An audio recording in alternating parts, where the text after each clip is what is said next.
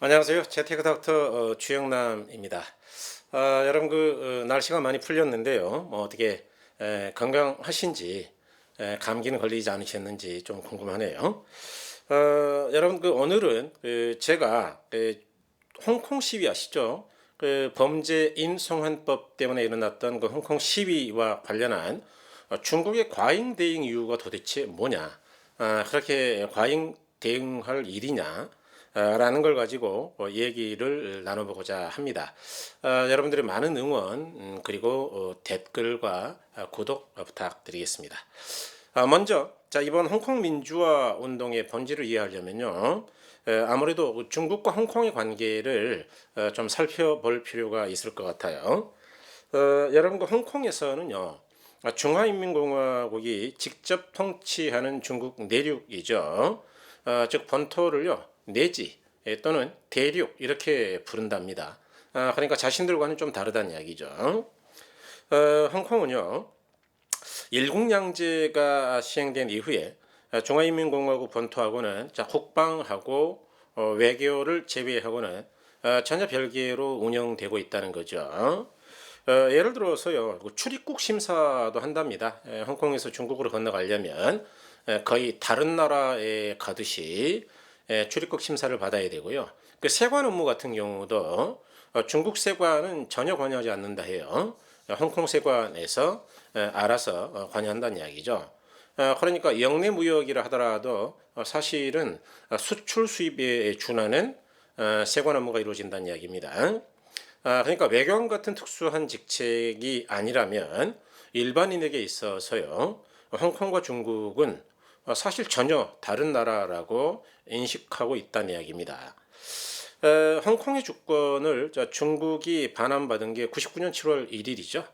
그 근거가 되는 조약이 중영 공동선언입니다. 그러니까 중국과 영국의 공동선언인데요.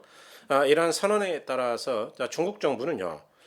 홍콩에다가 홍콩 특별행정구를 설치하고 향후 50년간은 현 체제를 보장하겠다라고 선언을 했어요. 다시 말해 홍콩에서는 제한적이긴 하지만 현 민주체제가 유지가 된다는 이야기죠.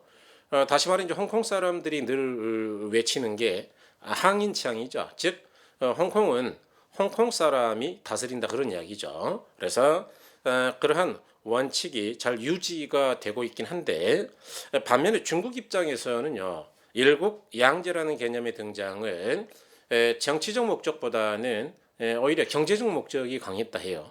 다시 말해 중국은요. 홍콩의 민주화라든가 이런 데에는 전혀 관심이 없다는 이야기입니다. 즉 사회주의 체제 내 경제 특구보다는 아예 사회주의 체제가 적용되지 않은 별도의 정부 행정구역들이 여러 개 있는 게 오히려 돈을 버는 데 유리하다라고 생각했다는 거죠. 예를 들면 행정구가 별도의 정부인 특별행정구 내지 특별관세 구역을 만든다 하더라도 사회주의 국가가 아니고 자본주의 국가에 있는 게 원칙이고 중국 본토의 규제가 적용되지 않은 게 유리할 거라는 거죠.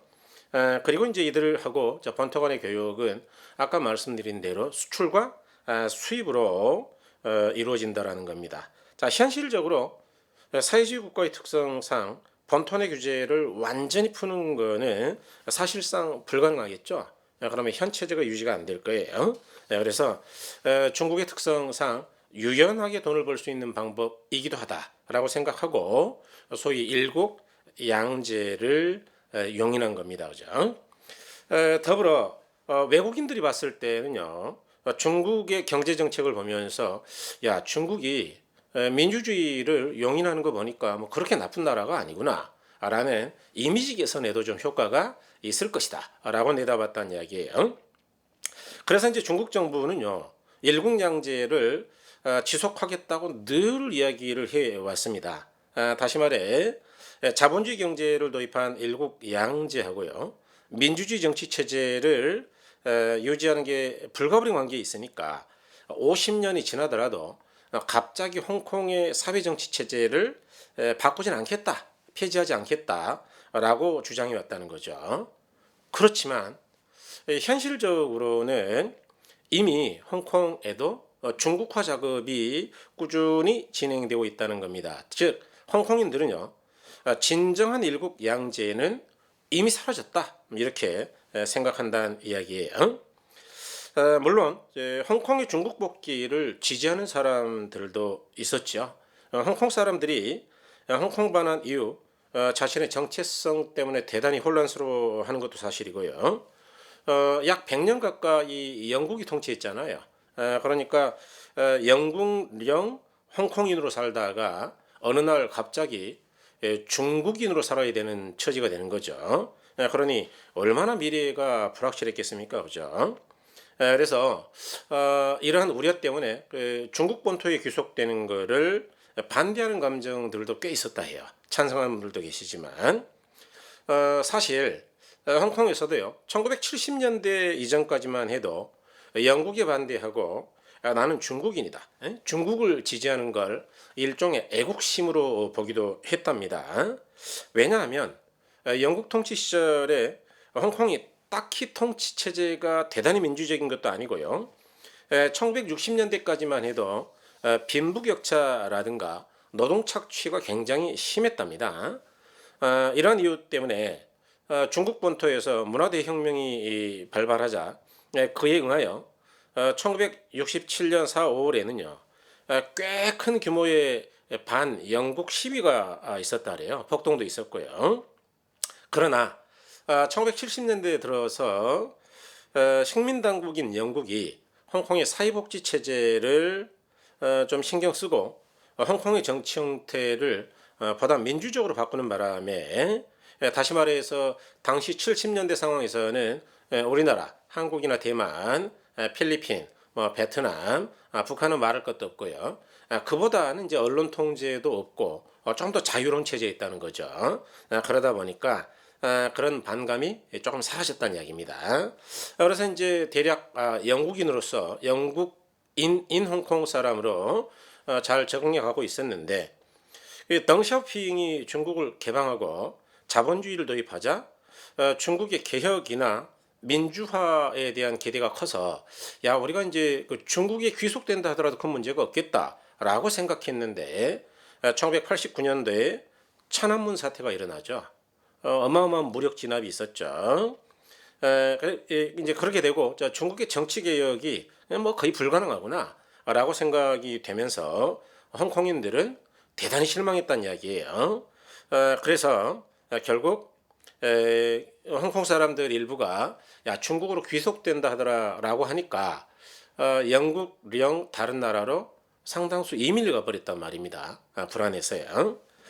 자 그렇다면 이와 같은 역사적인 배경하에서 다시 말해서 홍콩인들이 영국에 대한 반감도 있었고 또 나름 체제에 대해서 비교적 만족하기도 했고요. 자, 중국에 대한 기대도 많았고 그 기대가 꺾이기도 하였죠. 이러한 체제 하에서 이제 드디어 통합이 된 겁니다, 그죠? 그래서 이제 이번 시위가 그러면 왜 일어났느냐라는 걸 한번 좀 보시면 2019년 3월이죠. 홍콩 정부가 중국 본토로의 범죄인 강제 송환을 허용하는 법안을 발표했어요. 자 그러자 수십만 명의 홍콩 시민들이 거리로 쏟아져 나왔어요. 왜냐하면 중국으로 송환되면은 뭐 거의 죽음이나 다름없겠죠. 그러니까 홍콩법처럼 공정하게 재판받을 권리가 보장되지 않는다 생각한 거예요. 그래서 뭐 어떤 특정 사람일 뿐만 아니라 누구라도 중국 본토로 끌려갈 수가 있다라고 생각한 거죠. 결국 6월 16일 홍콩 거리에서 진행된 평화행진에서는요, 그 수가 무려 200만 명이었다 합니다. 홍콩 전체 인구가 750만이래요. 그러니까 750만 명에 200만 명이면 정말 어마어마한 숫자죠. 이에 대응해서 홍콩 경찰은요, 권봉으로 치고 최루탄 또는 고추 스프레이, 고무탄, 뭐 물대포 이런 걸 처음에는 쐈죠. 나중에는 이제 결국 실탄 사격까지 하지 않았습니까? 그래서 시위대에 강력하게 대응했다 그런 이야기죠. 일국양제를 통해 보장될 예정이었던 홍콩의 자율권, 자유가 어쨌든 간에 최근에는 계속해서 위협받고 있다라는 것은 사실이었단 말이죠.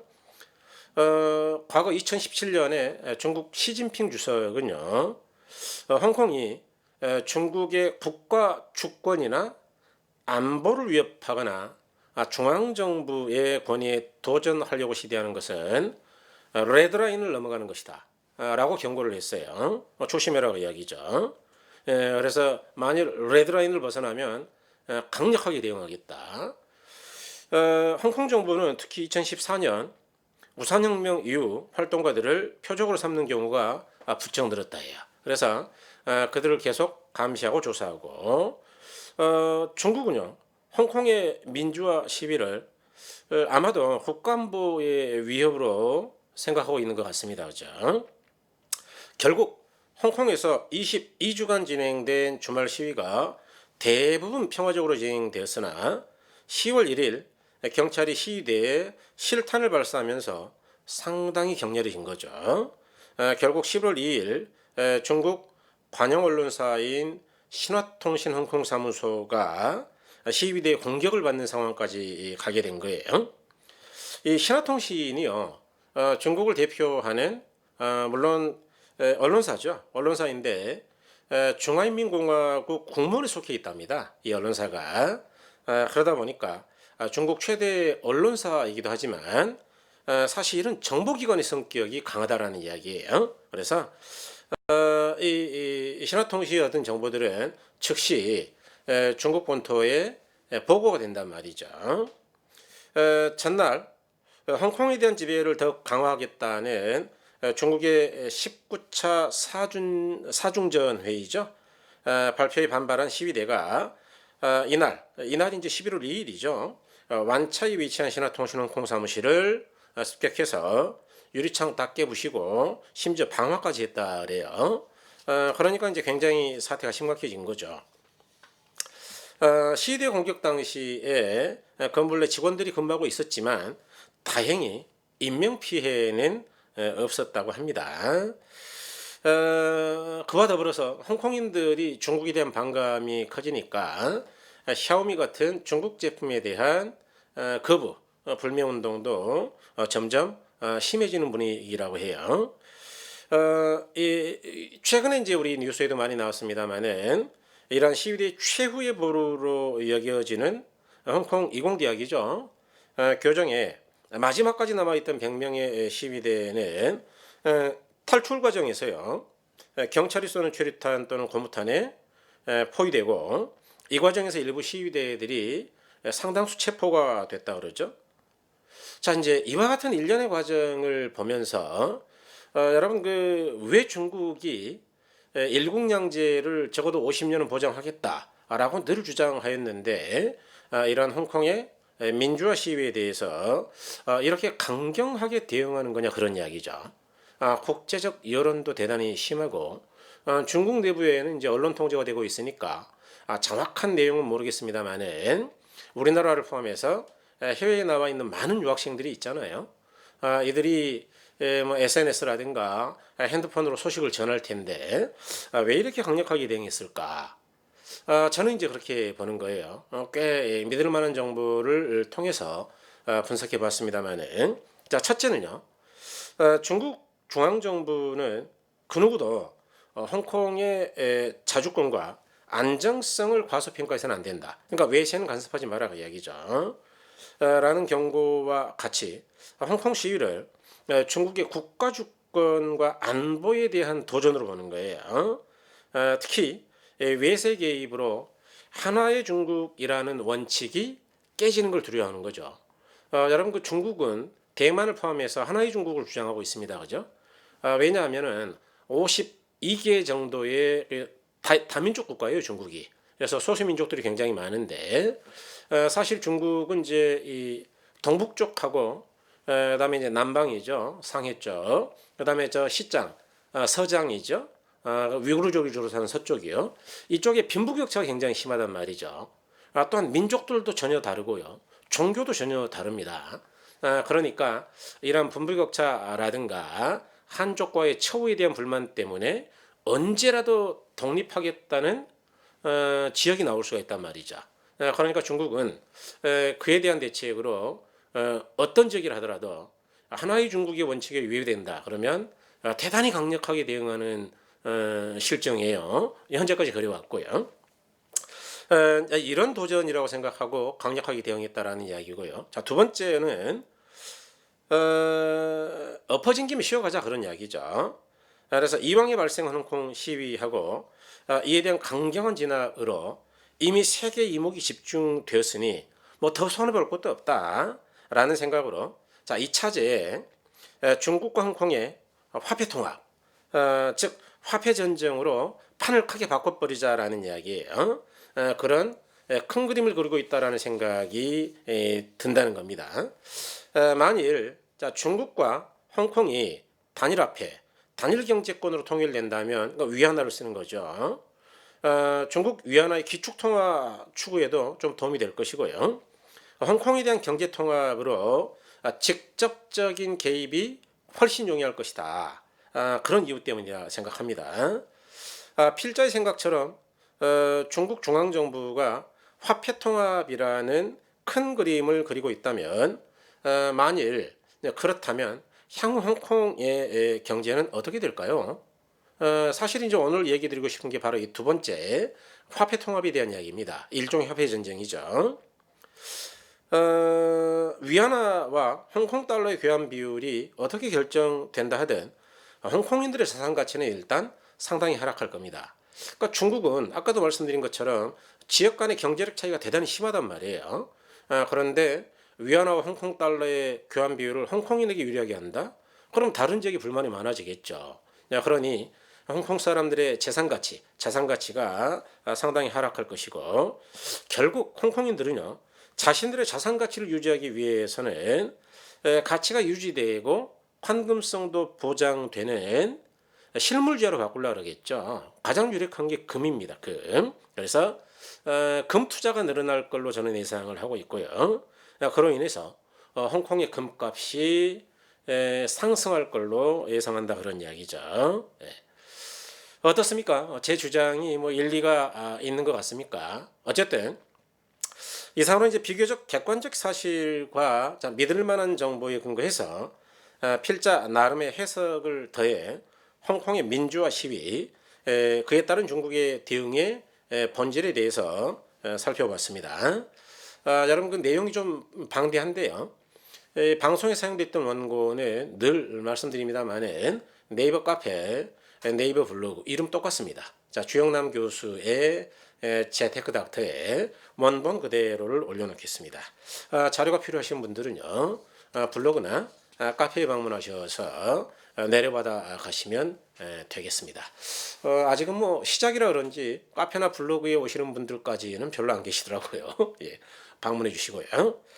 여러분 그 다음 영상에서는 지금 여러 가지 곤경에 처해 있는 일본의 아베 정권이 실각할 가능성이 있느냐라는 주제로 영상을 제작해 보고자 합니다. 저는 개인적으로 실각했으면 좋겠어요. 예. 여러분 늘 말씀드린 대로 아침 9시에 영상으로 뵙도록 하겠습니다. 이상으로 주영남 인사드리고요. 여러분 잘 아시죠? 댓글 그다음에 구독 꼭 눌러주시고요. 공유 부탁드리겠습니다. 여러분 감사합니다.